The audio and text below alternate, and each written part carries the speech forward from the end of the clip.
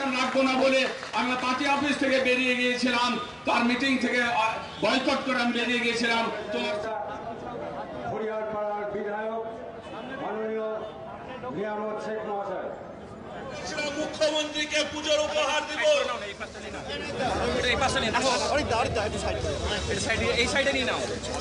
আমরা যেমন পুজোর উপহার হিসাবে মুখ্যমন্ত্রী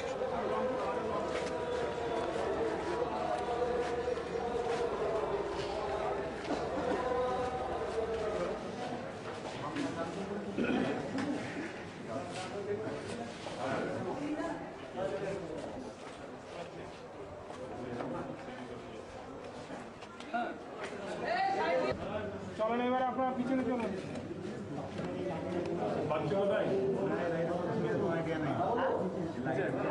ভেতরে চলুন না, ভেতরে মিডিয়া তারপরে